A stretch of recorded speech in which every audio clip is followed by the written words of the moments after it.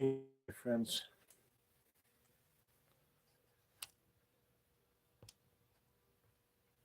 God, I don't understand what is going on with this. And thank you for being here. For all of you who have already subscribed, who have been following me from day one. This is the episode 13, and a few things I had in mind before me walking over here to do this.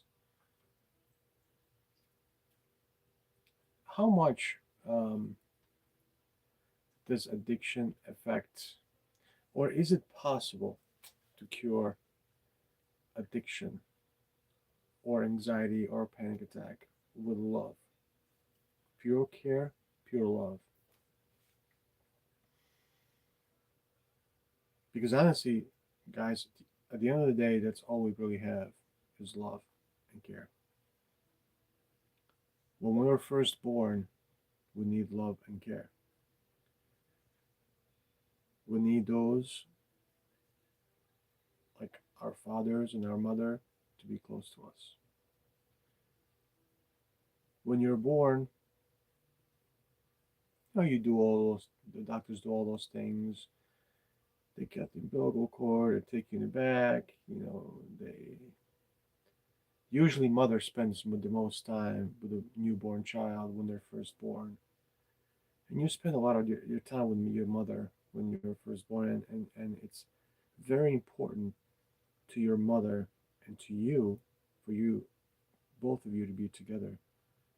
Now, what I'm trying to compare that to a later in the life, once you get old, once you get older and old, it's kind of what happens again, all over again. You see, it's possible to cure addiction, and it's possible to cure anxiety and all the mental illnesses with love and care. Because that's pretty much what it comes down to when you get really old. It really can repair anything. Because I figured that part myself. There were times when I was falling apart, and just a little love and care put me right back on track. And just a tiny bit. It's as if you were going through really bad withdrawals from a drug, and you just take a little bit and puts you right back on track. So it is very important for you to be surrounded by the right people. It's very important for you to be surrounded by your family and friends. Not all friends, but certain friends, those that matter. For me, I've never had very many friends because I didn't need them. I had a chance to have many friends, but I've chose not to. It's just a bigger of a headache. Having one friend or two is really where it's at. I was always told by my father that it's always better to have one than 100. It's always to have better one or two than 300 who completely suck. Because that's what you need. You don't need attention from 300 different people. You don't need attention from even 10 different people, really. All you need is one. Now, I remember when I was in the hospital years ago. Excuse me one second. Years ago, it's probably said about 9 years ago, I was taking about 17 to 18 pills a day. And it started off with my back pain, right? That's where we all start. Before then, I didn't drink. Before then, I didn't even have panic attacks. I smoked a little bit of weed now and then, had a couple of beers, but nothing really serious. Now, how it all started for me, I was working with a friend of mine. I'm not going to go into mentioning names, but I was always afraid of pills. If somebody offered me ibuprofen, I'd be freaking out. Hey, how are you? Hey, how you doing? Good to see you. Hey, good to see you.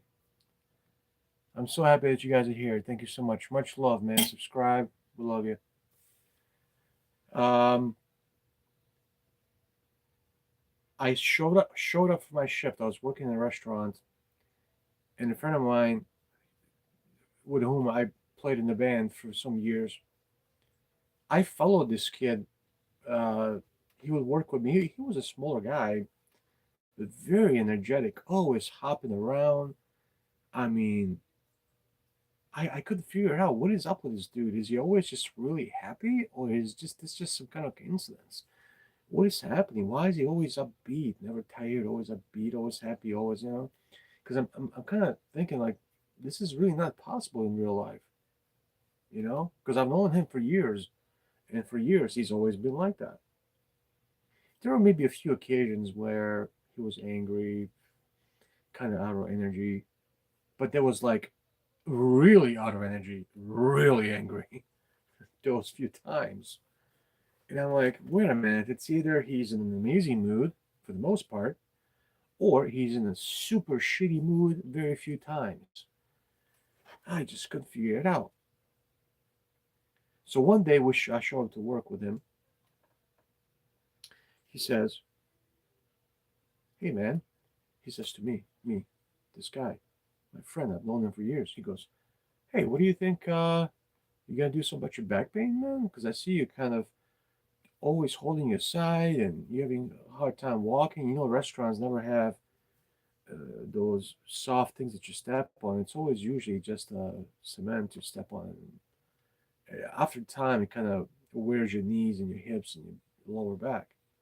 So I answered to him, "Yes, I have a back pain, man, and it really hurts. It just sometimes makes me really grumpy and I'm mean, to customers and to coworkers. Not always, but I had my time."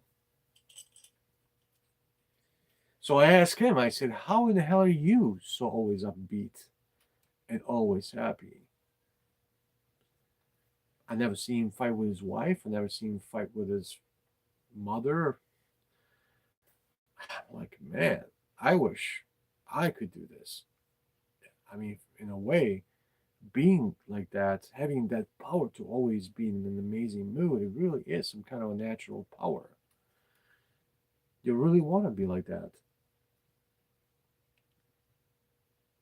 So, towards the end of the night,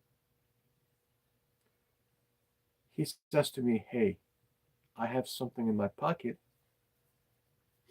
It is pretty much the secret to my whatever you see that's going on with me."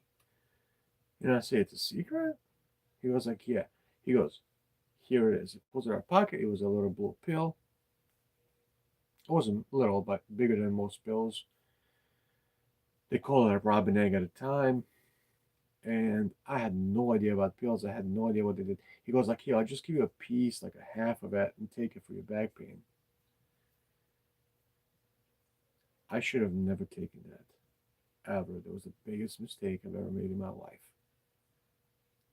Biggest. Far, far the biggest mistake I have ever made. Easily. Easily. He goes, "I will leave it here on the shelf for you. So tomorrow, when you get back in the morning to open the restaurant, take it." I said, "Okay, I will." And of course, next day in the morning, I got there at 10 o'clock. I opened. I did all my side work, prep work. And I was excited to see what this miracle thing is that's going to help my back pain. And I go over there, I look down on the shelf where the plates are. And of course, the little blue pill was there. I kind of looked at it. It was half of it. I said, "What the hell? I'll just take it." Didn't think twice. I took it. 10:30, we opened the restaurant. People started coming in. 15 minutes goes by. I'm like, man, I guess that pill is not working because it's still hurting. I'm still in a shitty mood because it's hurting so bad. I'm telling you guys a story how this all started for me, and this is literally what happened. This is what destroyed my life and how my life got destroyed this easily. So I took the little blue pill. I grabbed my swords because I worked at the Mongolian barbecue. You cook with swords in front of people. About maybe 25 to 30 minutes into it. I don't know why it took so long now that I know how pills really work, but it did take that long for me that very first time. About 35, 40 minutes, I just all of a sudden felt like someone gave me a brand new body. And I mean from the bottom to the top. I felt like I had new legs, new back, new arms, new brain. I mean, I felt new from the bottom to the top. I can jump, I can walk, I can run, and my brain is sharp. I'm thinking, and I'm happy, and I feel great. Holy crap, what is going on? It scared me just about because I'm like, this is not normal. It is not me.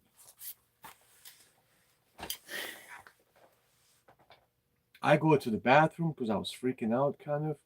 Like, why am I feeling so good? I'm not supposed to feel this good. Go to the mirror, I look at myself.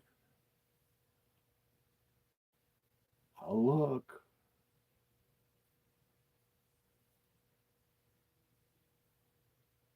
and I go, okay, my face is still there. That's good. Nothing's mangled. Nothing's out of fucking ordinary. My face is still there. All right. And I'm like, holy shit. And I say to myself in the mirror, I was like, I feel fucking amazing. And whatever that blue pill is, I want more. I literally that day cooked by myself for like an hour for 30, 40 people with ease. And I didn't even break a sweat. That's how much impact that blue pill had on my body because I was in so much pain because of my back, my lower back. My sciatica, I always get these pains that shoot down my leg, on the left side, and the pain on the right side shoots my down my right leg. I felt great. In about a couple of hours, it started to wear down, and I was starting to feel about the same again. What did I do? Instead of stopping right there and then and saying, it is, it felt good while it lasted, but I don't want to continue this because this is not right. This is not me. This little blue pill is not supposed to make me feel this damn good. I felt like I had a brand new me. I felt like I was a 5-year old in a 32-year-old body.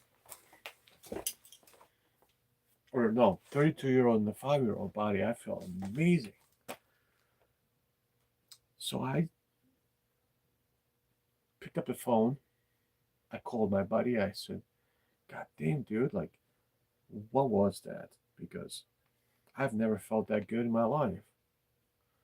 He goes like, well, I will tell you when I get to work. And I said, whatever that was, I needed more. He goes like, I'll bring it tonight to work. He showed up. He brought like 10 pills with him. This time, I'm like, I'm not taking a half. If this is what half does to you, I'll take the whole thing. I took the whole thing. And I was twice as fast, twice as smart, twice as sharp. My limbs were twice as strong. My legs, my knees, my hips, all my joints felt brand new. I felt like I can lift a damn bus.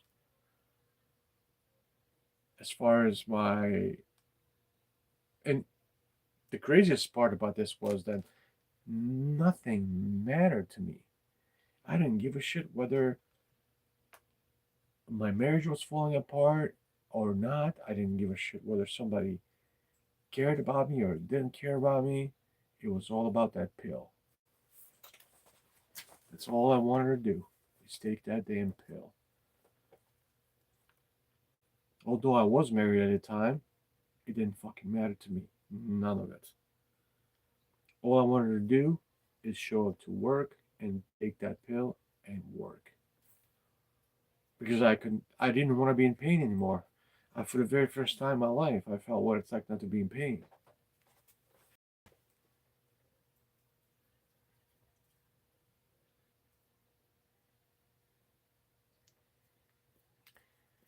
Hey, how's it going?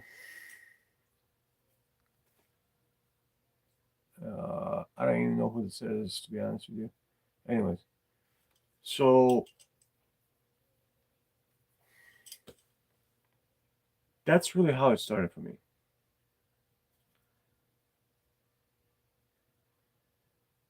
And it was scary because that's when my marriage started to fall apart. I all I wanted to do is chase after that pill. All I wanted to do is chase after that first feeling, the very first feeling. After that very first time I took the pill, I could have never felt as great as I did that very first time. People say you always chase that first high. Doesn't matter what drug it is. And for me, was a brand new discovery. It was like I've discovered something that's cured me for the very first time. You know, I've had some problems, other issues in my family, my closer relationship with my wife and stuff like that, which didn't help. But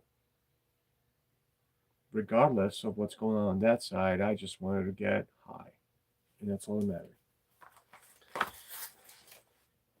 So I decided to go and find someone,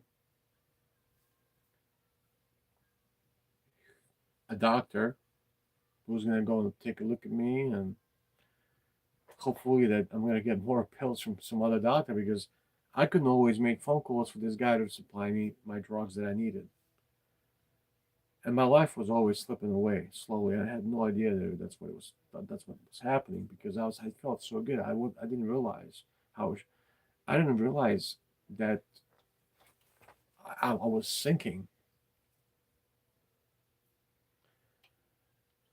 Um, so I found a doctor. Went to this doc. I said, "Man, I got these back issues.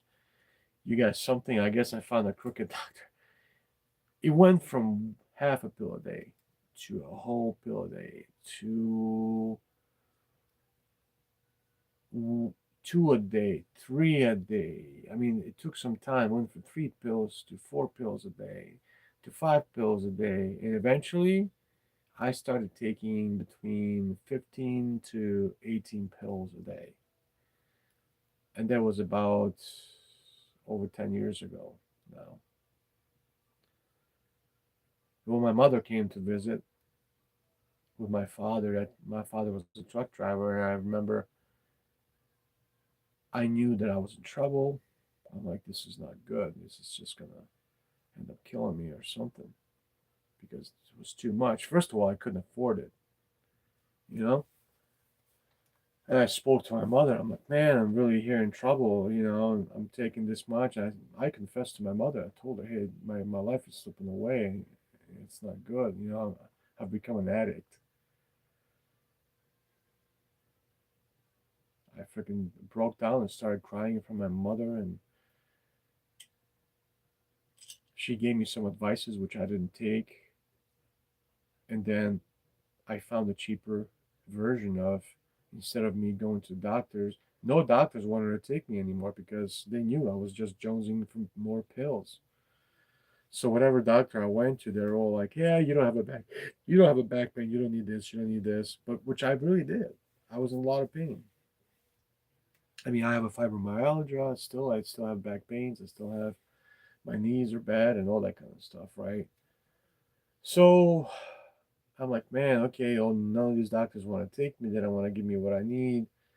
So I just turned back to the streets, and that's when it really went down the tubes. And found these guys, these dealers that I was seeing, and getting powders and getting H and all that stuff from them. I was doing H every day, and that was much cheaper and with the same effect, if not better. But this is where I've almost lost my kids. I've almost lost my wife, my life, everything. And it was time to change, man. I figured if I continue to go this way, then what is going to happen to me? So I've just decided to turn myself into one of these clinics, and that was that. And I'm still getting help. I'm still going to classes and groups, and taking blockers and stuff like that. I mean, it's completely destroyed my life. And I still remember that first day that I've taken half of that pill. Folks, don't ever do what you just heard here on this live. Never take a pill for pain, ever. It will destroy your life. If you have a body that's has addictive personality, I didn't know that, that my body was so like a sponge. My body really accepted that. Like, my body just embraced all those pills. Like, it loved it. And my mind was even wrapped around it like no other.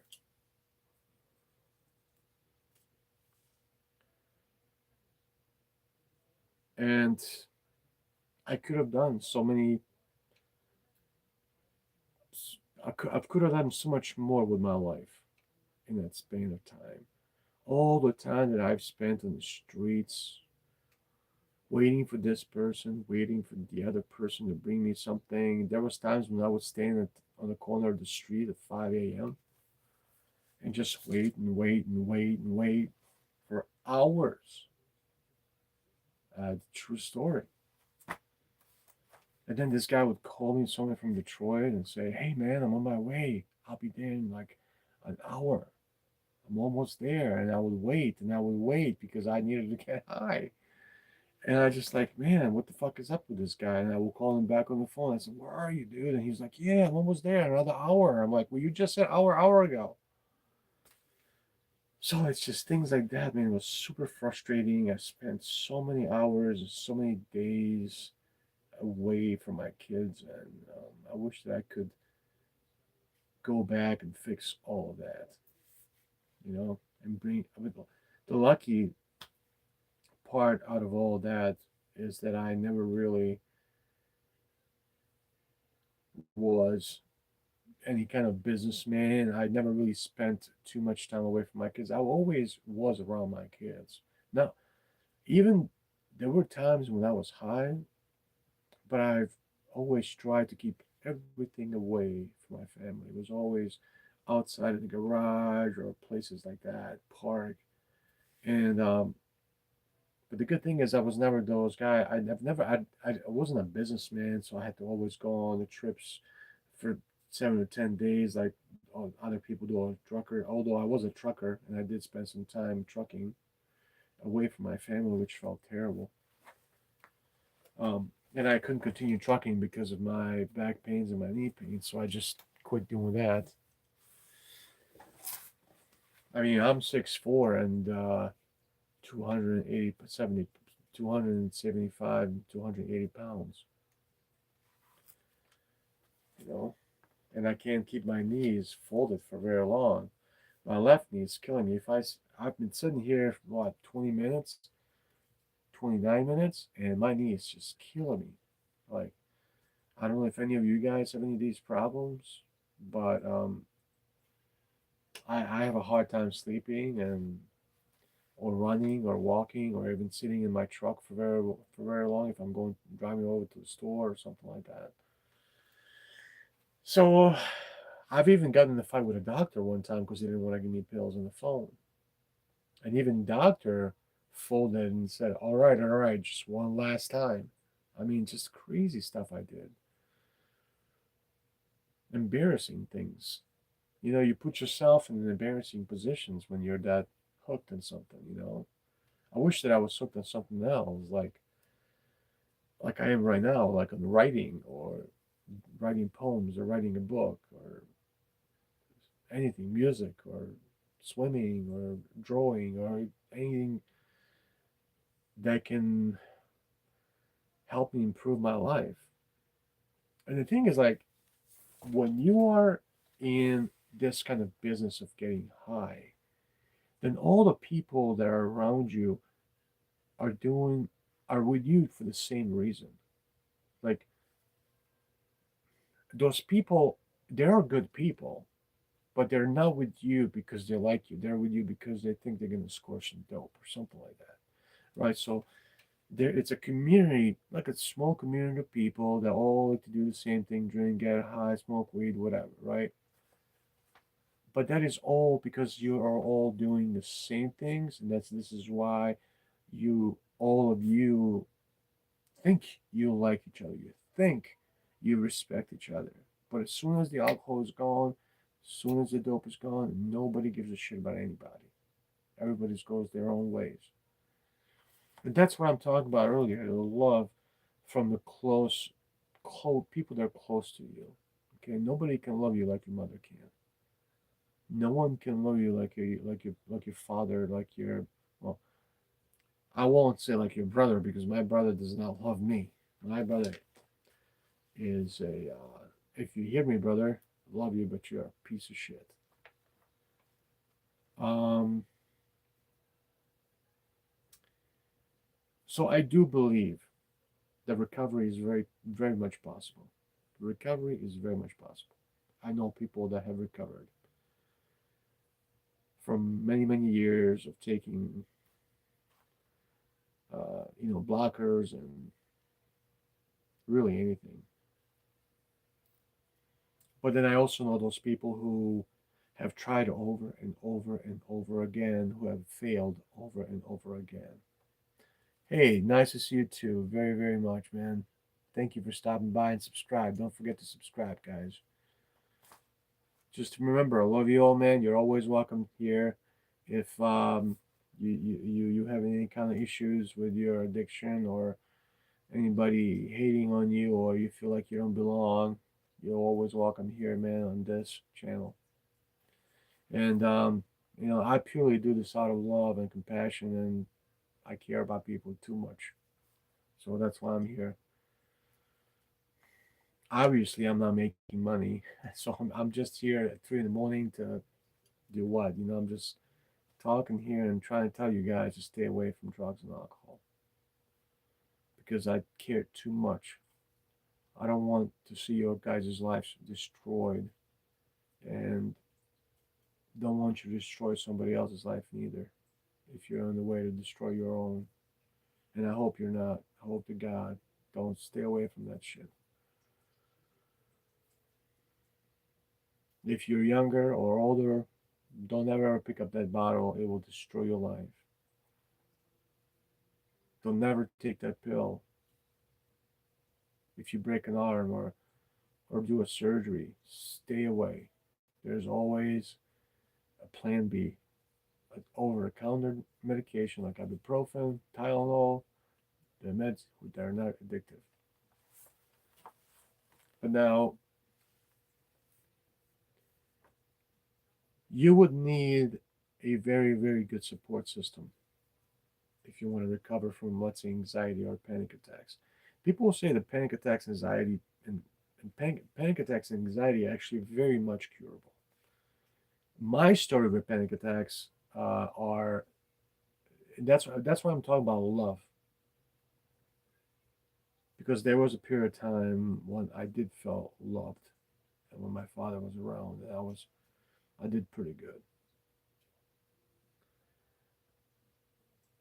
And there was a time when I didn't take anything for anxiety.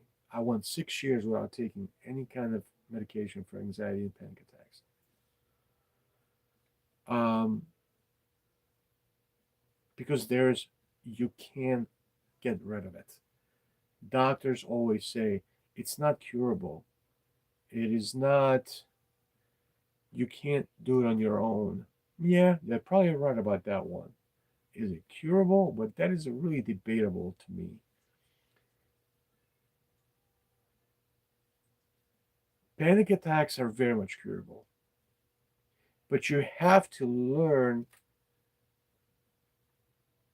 to control it here. The key is your head, nothing else. Because they feed on fear.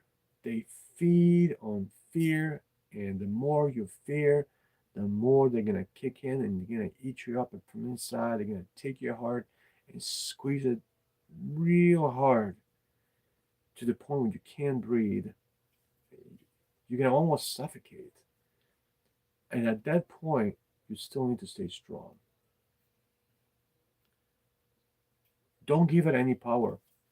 If you give panic attack or anxiety or PTSD any kind of power, if you give any illness power, it will swallow you alive. You cannot show it that you're weak because every illness knows who you are because it does. Illness is very much alive. Any illness. And when it feels your weakness, it will attack you from all sides. And then you're cooked. I was able to manage my panic attacks from year 2011 through year 2020. 9 years I've managed to control my anxiety and panic attacks. I was very focused. I knew that if I ever thought about it, that it would come back. The literal thoughts of panic attack and anxiety will make you have a panic attack. So you have to do a really good job with that, not to think about it ever. Um, Especially happens when you're alone, driving in a car, or if you're alone at home. That's what happens to me. I mean, it happened to me in the shower many, many times. I don't know why. That was like a new thing. And I was talking about this before. It almost feels as if there's a ghost inside of you, and there very well might be.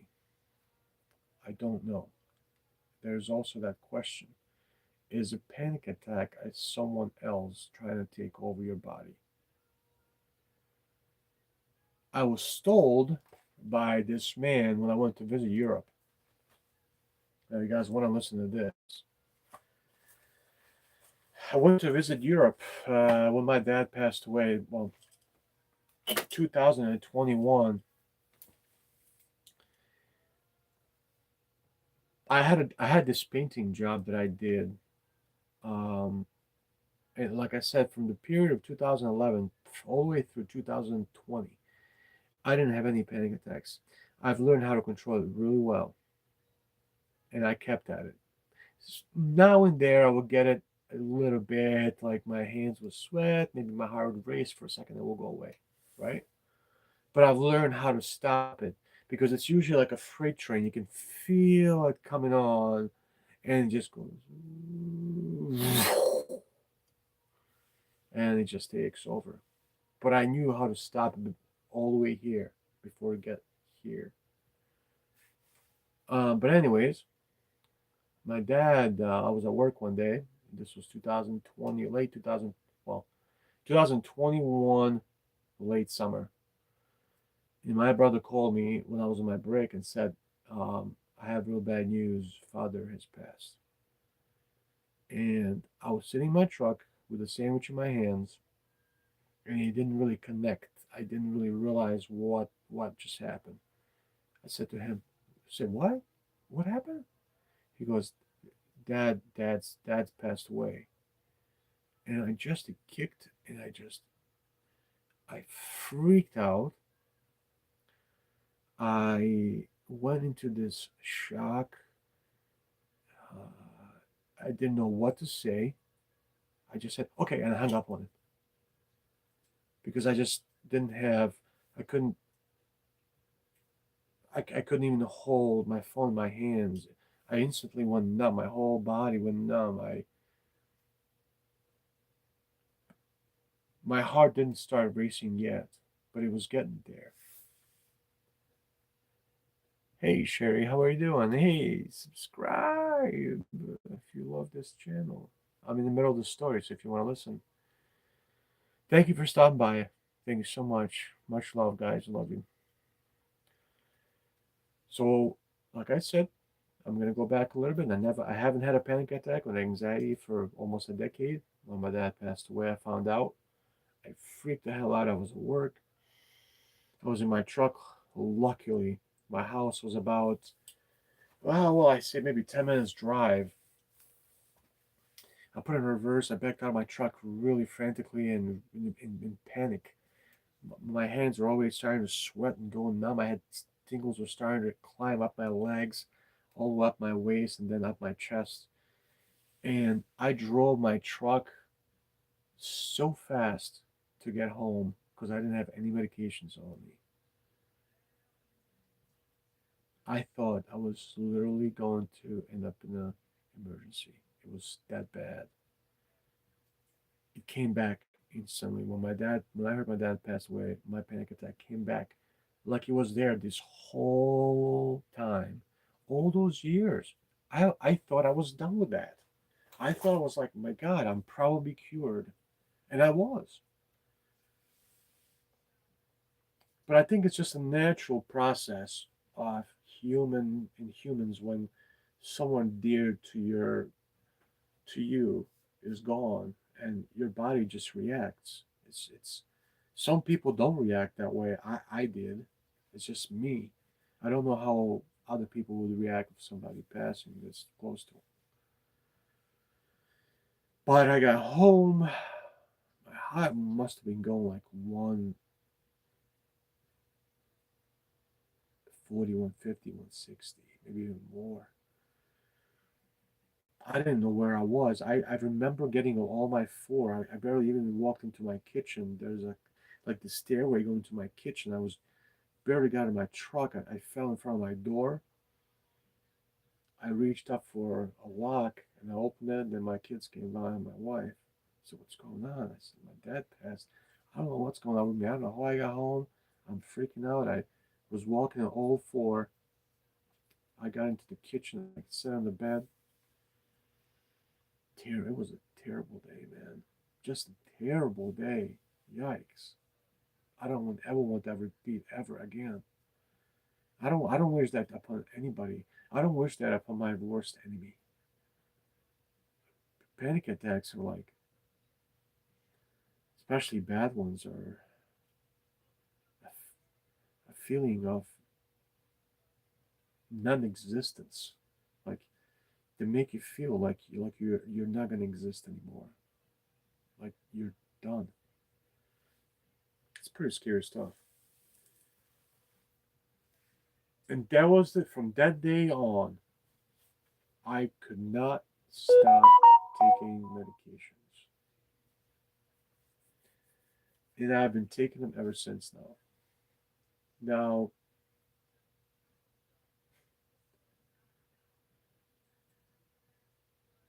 it is possible, because I did it before, to control anxieties and panic attacks. Anybody, don't, don't, don't ever let anybody tell you any different, because it is very possible to control your anxieties and your panic attacks and to be in full control in the driver's seat.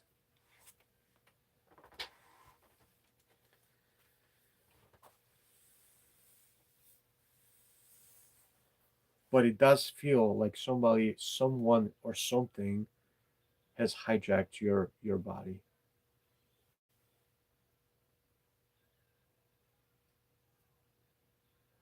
Yeah, that's okay, man. I really appreciate that. Thank you so much. I really appreciate that.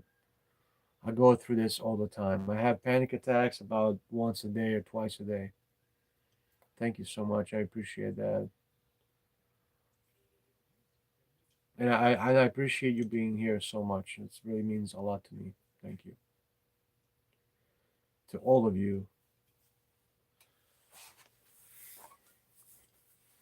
And much love to all of you folks. Thank you.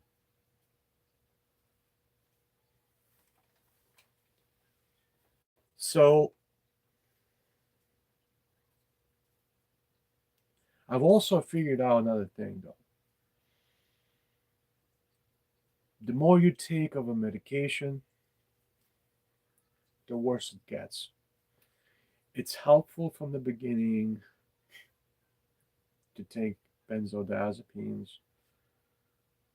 Xanax or Klonopin or something like that, right?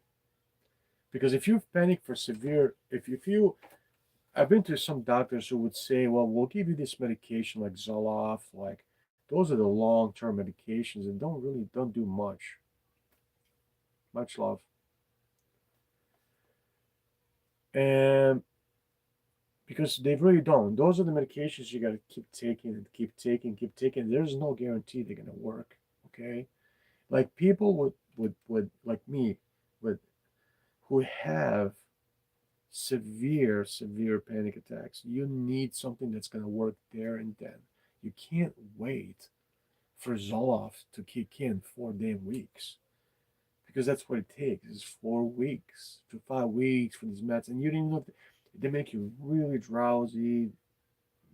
Your brains all feel scrambled and you can't even see straight. I mean, these are just not good medications to be on. I'm like, well, just give me something that I need to take when I need to take it, and that's it. So I have it, right? Yeah, doctors are very, unfortunately, they don't want to give you these medications because, it's a controlled substance. And I understand, But then again, no doctor ever wants to understand that you are suffering panic attacks is terrible. And no doctor ever gives a shit. When you go into the office and it's soon I've been to some doctor's offices before to where I walk in there and he'll say, how can I help you? And I go, well, I had really bad panic attacks. And he goes like, I can't give you pills. If that's what you're asking, get out of my office. Like, what the fuck, man? Like, it's crazy. So and that was some years ago, and I never really asked for it since because it just embarrasses the crap out of you because they think you're a drug addict. So it's really hard in this country to explain to people that you have an illness. It doesn't matter what kind that is, because at the end of the day, every illness has its pill. Every illness has its cure. I mean, there's things you can do at home, like home remedies.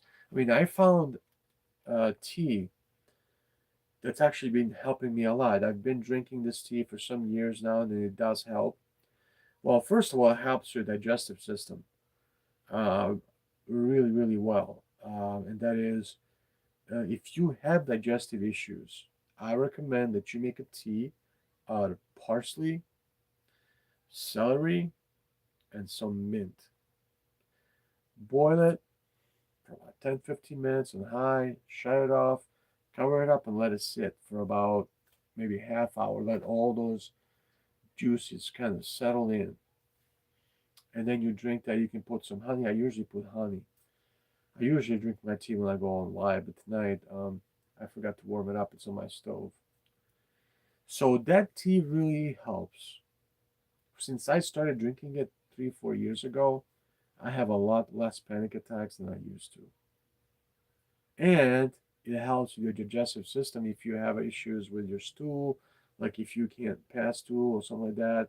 Parsley, celery tea is the best, and eat one grapefruit a day. Like grapefruit is one of the best things you can ever eat for your digestive system.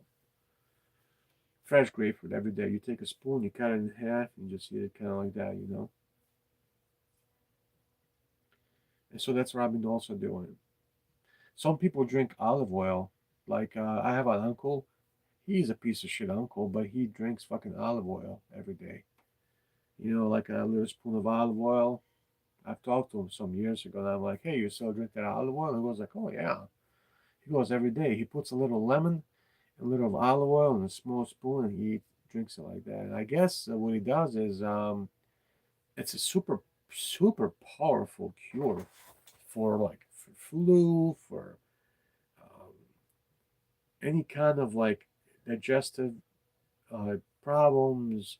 Helps your skin, your joints, your brain. I mean, it's literally this concoction between like a little bit of lemon, a couple drops of lemon infused, like a small spoon of olive oil, but it has to be like extra virgin olive oil. I don't know. He drinks it. And it's supposed to be helping, right?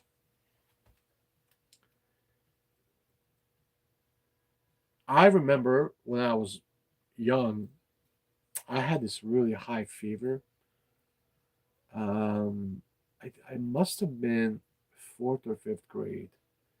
I just remember I fell ill pretty badly. I had a fever of 103 or four, something like that. I had a flu, and I was my parents took me to a doctor. They just couldn't do anything. They were giving me medication, and my fever just wouldn't freaking go down, and they were scared. I remember laying in the bed, and one day my mother goes, "Hey, why don't we do this?" I said, "What?" She was like, "Why don't we take the socks? We put them in rubbing alcohol, okay? You put rubbing alcohol on your socks. You soak our socks really well in the rubbing alcohol. You put it on your feet like that, and then you take another sock and put over that one sock. So double socks, right? One sock you dip in the alcohol, you put on your foot, and then you put another sock over it, and that works magics, man. It does something. It draws everything through your feet, through your legs, through your feet. It draws that information, that fever through your feet, and literally within overnight you get better. You know. So if your child or someone you know has a really high fever, ever, I hope they don't, but if they do, this is one of the ways you can do, and it works better. It worked on me. It saved me. So not everybody's the same, but it does work in most instances. Alcohol, like, is good for circulation. If you have a bad circulation, like in your legs and your arms, rub your alcohol in your arms and your legs. It works really well. Like if you have nerve issues, like with your ears behind here, when you press, if you press on the sides, on just under your earlobes, and you start to get pain around here, then you have this thing called it's um, it's some kind of a nerve damage, which uh, gives you like a humming in your ears and ringing, and most of the time it will give you these like vertigos or stuff like that. So, and you will have a pain in your ear a lot of times. So what you do is you spray some alcohol and you rub it just gently around here in the back of your neck. You just kind of spray and you just rub that rubbing alcohol there, and that helps your whole nervous system. It goes from like the top of your neck here all the way down to your tailbone. So it heals nerves in a way. Um, so it worked for me. That's what I do. So that's pretty much, my friends. That'll be it because I've been here almost for an hour now. I want to tell you to take care of yourself, man. Like, life's too fucking short. Uh, yeah, I know sometimes you feel like you know everything, but we all go through that phrase, of, I don't want to listen to anybody. I know what I'm talking about. I'm old enough. I know everything, kind of thing. But you just don't. And I will tell you something, man, because if you don't take care of yourself, nobody's gonna take care of you. No one. No one. Don't think that because you have kids or someone in your family, you think they're gonna run and help you. Mm-mm. Some will. If you have an extremely good family, they might come out and help you, but most of the time you're on your own, which kind of sucks.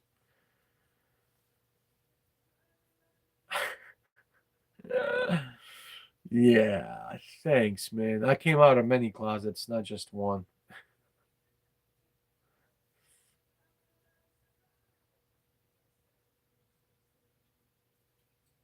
All right, thanks, man. Thank you, man. You have a great, great evening and much love. Don't forget to subscribe, brother. By much love to you, okay? Take care of yourself. Take care of everybody around you, your family. Don't ever, never, ever, ever let them out of your sight. No matter how old you are or wherever you are, always take care of your family. Your family is first. Family first, money second. No, not even that. Money is third in my book. Well, I hate the fucking money, but anyways, sometimes you can't live without it. But anyway, thank you guys. Thank you all so much for being here.